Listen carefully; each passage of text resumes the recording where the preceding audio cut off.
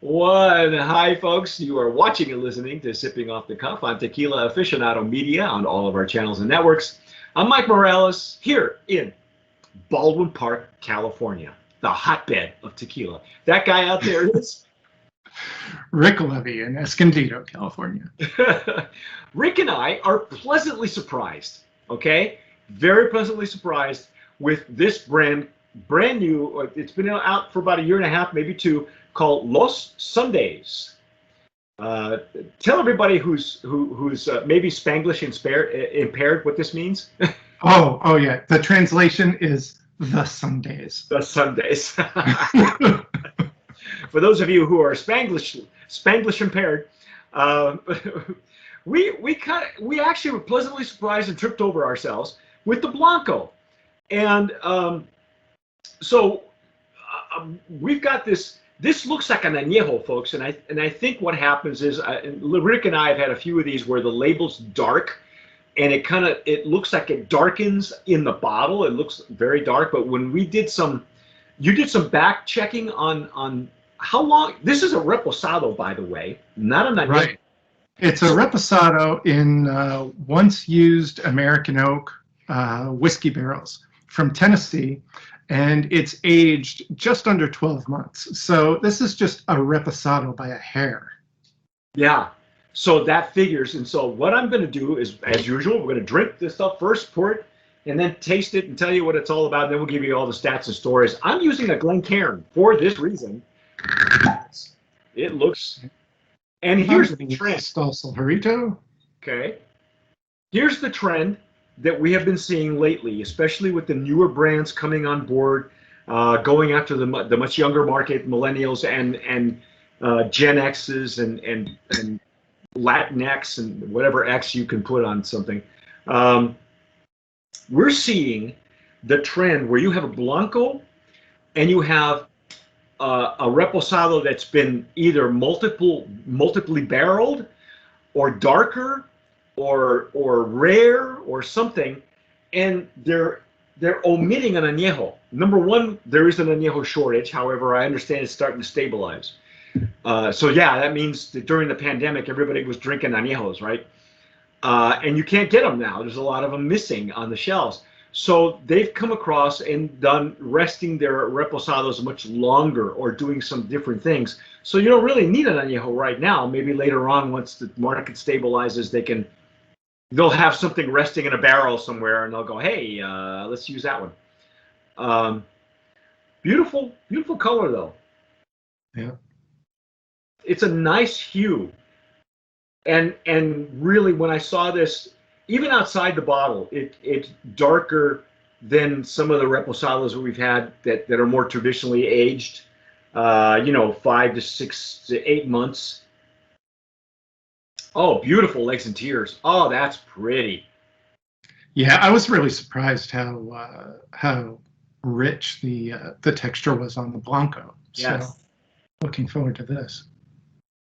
From what we know about the distillery, they use sustainably farmed highlands and lowlands, which is kind of a trademark of this distillery. Many of the brands will use that as a marketing benefit, and I really like the way this looks in the glass. This is very pretty, very pretty. Nice legs and tears, nicely sheeting down, not clingy but not runny, just perfect. Oh wow! Definitely getting a layer of barrel over those bright grassy notes we had in the Blanco. Yep. But it's the sweet notes. There's whiskey sweet notes on it. Right. Yeah, it's not like the caramel and vanilla. No, it's more like honey, I think. Honey, or your favorite. You could always pick out the butterscotch. That's what I'm getting. I'm getting the sweeter notes. Yeah, I'm not getting that here. What are you getting? Maybe. Trying to let it open up a little bit more. We just broke the seal off these folks. They've been in our homes for a week, maybe two, and we just before we came on camera, we broke a seal. So they've been at room temperature. So no, we're not. They're not driving around in our trunk of our car. although it is warm out here in Southern Cal. But it's summertime. Oh, I think I almost got a layer of like an orange blossom. I think my nose is broken.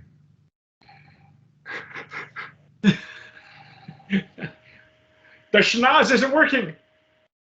I feel like I'm just getting kind of a layer of, you know, a light layer of whiskey over the Well, yeah, agave. it's whiskey forward. It has to be. But you know, within the whiskey forward, there are other notes that are coming through, and I did get like a slight orange blossom, not an orange oil, not a jelly orange. I'm not getting a marmalade. I'm not getting any of that. Not even a dried rind or anything.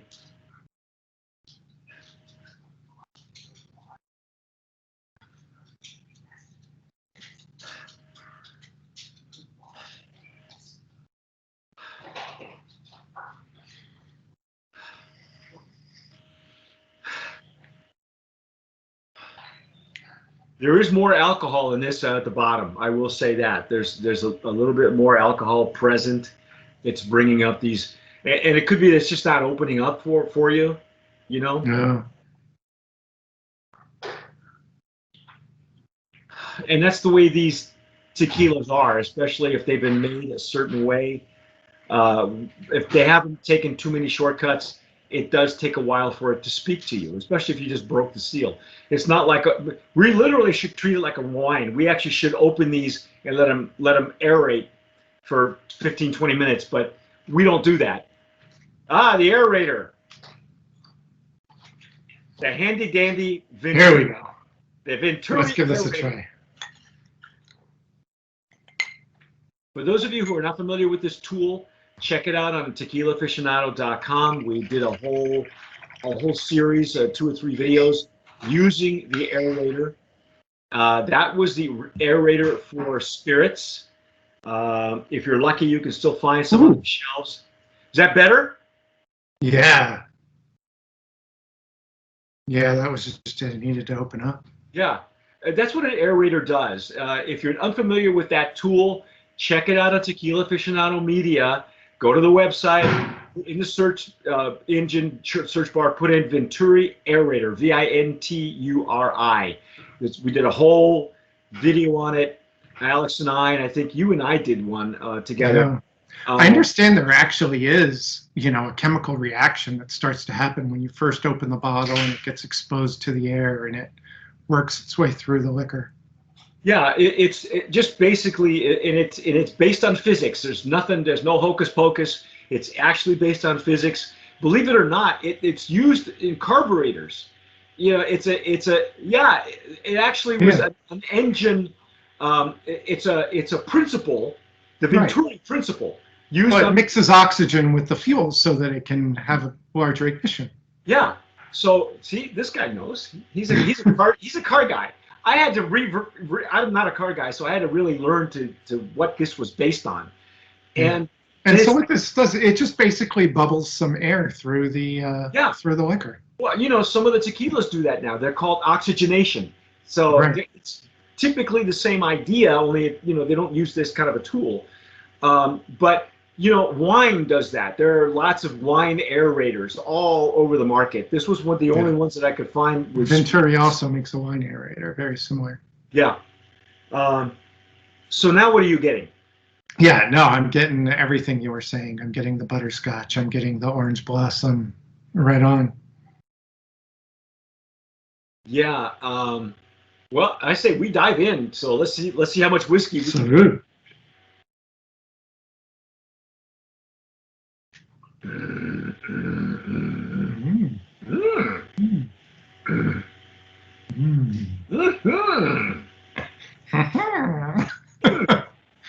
Ooh.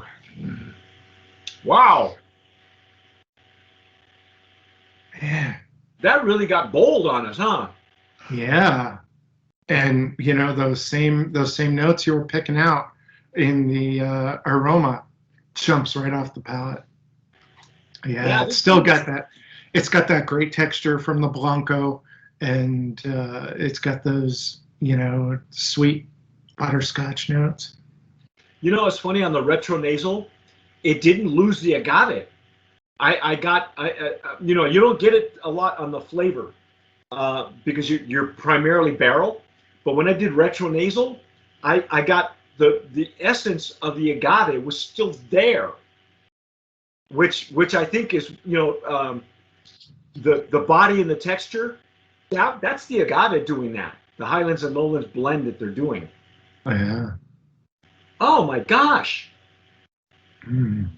I'm again dumbfounded because I'm getting some nice pepper effect forward on the palate that we didn't have in the Blanco. But that's coming from the barrel though. That's kind of like it's probably a combination of peppered and cinnamon a little bit maybe. Like a just a touch of hot cinnamon, not a lot. Wow, that's got a lot of character, man. Yeah, the the labeling is fairly plain and simple, but the spirit is anything but. You guys should have been going that direction. That's all I can tell you. $3.5 million. Use it. Okay. I'm really impressed because the name and the marketing for the year and a half that I chased it, it was like, if they get it to us, great. If we don't get it, and they kept blowing us off, and finally we got somebody to listen to us, and I'm glad they did. I'm really, Rick. This has got enough structure and balance. This is the other thing I want to get into. That I think it would hold up to a cigar. It's that bold, and I know the younger generation probably doesn't do cigars. Maybe that's cool. But turn your parents onto this, or your older uncles and brothers and sisters. This can really, I think, become a multi-generational tequila. Because tequila, by and large, has that history where you have family members, all of them coming together at picnics or parties or whatever, or, for everything happy and for everything bad, right? You come together with a glass of tequila. This is a great one, I think, for after dinner. I think it would stand up to a cigar, and maybe even paired with dessert or a chocolate. Okay. I don't know what else. It's almost an añejo. It's like I would put this in a Latin Manhattan. There you go. See, This has got so much. I'm flabbergasted. I'm dumbfounded. This is And in their marketing, they are focused on using it as using it in drinks, but you don't have to. No. This is almost like a celebratory tequila. How about Los Sunday nights? When you're out Los Sunday noche. Los Sunday nights. Las noches de domingo. I don't know. We're gonna flip flop that Spanglish a lot. It's okay. What's the price point? What? That's what's gonna kill me. Tell me you're gonna kill me, aren't you? I'm gonna kill you. $39. You guys are leaving money on the table. On the table. Yeah. Every Oakheads, forget the name. Okay, if the name turns you off and you look at their Instagram or their Facebook and you don't like it, forget it. Pretend it doesn't exist. You're not gonna. You're gonna. This is a really. I might get crucified for this. in the the connoisseur community, but at $39, you figure Don Pilar Añejo, it runs about 40. It's like I would totally pick this up for my Latin Manhattans instead of the Don Pilar. Well, yeah, and save the Don Pilar for for the other stuff. I don't know. But this is, for me, this is a value. This puts it in a value category for me because I consider Don Pilar totally a value añejo. Yes, I think it's a brand of promise nominee in that Reposado category, but also you made that good point. That's a good value category for them to be in as well. I mean, they were on the cusp of value with the $36 Blanco. Yes. But, you know, a $39 Repo that's almost an Añejo, that's a slam dunk. With that kind of quality, I mean, it wasn't until the very end of the Blanco video when you see that I discovered it had bubbles. It's like, it's got bubbles too? Oh my God, you know, I love bubbles. That's to me is a great, oh, look at that. And the Blanco bubbled up like shampoo. And Yeah. so there is something here. I would love to know who the master distiller is, you know, what they're, if they're sustainability. I want to know more about that. I want to know, you know, what they're doing. Are they giving back to the community?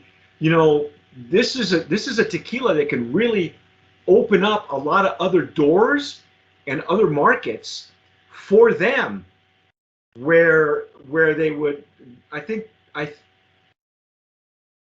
you know, people will be throwing them money because you wouldn't have to even go looking for it. They would just want to invest because it's such a great brand with great quality. You know, there's brands that have sold for $1 billion that haven't tasted this good. I know there have been others from Australia that we would say don't put in your mouth. So, wow, this is spectacular. I am totally floored. Wow. Yeah. I'm glad you pulled out the aerator, because I thought there was some, you know, you said your nose was broken, but no, it just hadn't opened up for you.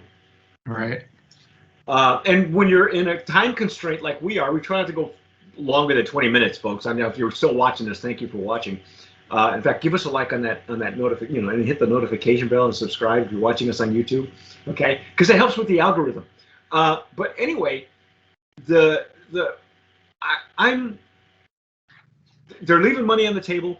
I think this is a great tequila that younger generations can get behind. Forget what you're watching, you know, what celebrity is doing what with whatever brand.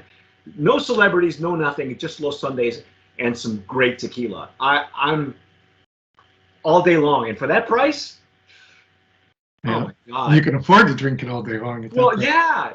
You could take it to a picnic. You could take it as a gift to a friend. You know, for that price, you could buy two. You know, keep one and give one away. Heck, you'd be doing it. You know, you'd be doing somebody a favor and a service, because some of the other stuff that we're getting here, folks, I'm telling you, if you're lucky you're watching us, because we're keeping you, we're making you, you know, if you got to, we'll tell you. Keeping the brands honest. Yeah, we'll tell you, don't spend the money on this, don't do it. And if it's worthy, we'll tell you that too, you know. And by the way, if you're watching us on YouTube and you've had it before, and tell us what you think. Leave a comment down below. It's a Brand of Promise nominee, Los Sundays. It may as well, you know, it's a hair under an añejo. Oak heads will not be disappointed. As you said, if you're drinking Don Pilar, you could save yourself a couple bucks and pull one of these, and you won't be sorry. You will not be sorry. This is I'm impressed. Probably one of the finest brands to come out of that. Let me give you the ins and outs really quickly. This distillery is Destiladora del Valle. We have a ton of brands that come out of there, like El Sueño. We have Siempre. It is Nom 1438. Vivir comes out of there. Vivir is another delicious tequila with a whole different flavor profile.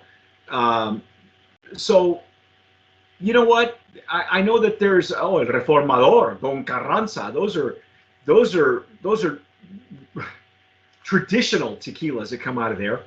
I would say this. I know that there's a huge closet campaign that's going out about get to know where your tequila comes from. I got news for you, okay? Not every maquiladora is just slapping a label on the same juice every day, all right? It's not like that. The more reputable maquiladoras have a lot of brands coming out of them for a reason. Not because they're cheap, because they're good, okay? And it keeps people working, which is what I like. It keeps people employed. Follow them. on their Instagram. Hopefully they'll fix that soon. But that's our take on Los Sundays. I'm Mike Morales here in Southern California, giving it a Brand of Promise nominee. That guy out there is Rick Levy, also in Southern California. You've been watching and listening to Sipping Off the Cuff on Tequila Aficionado Media, all of our channels and networks. Please subscribe to us on Spotify or iTunes if you're listening to us on the podcast. Also follow us on Instagram. Follow Rick on Instagram, Facebook, Twitter, Pinterest. We're all over Pinterest. And whatever you do, tomar sabiamente. Sip wisely.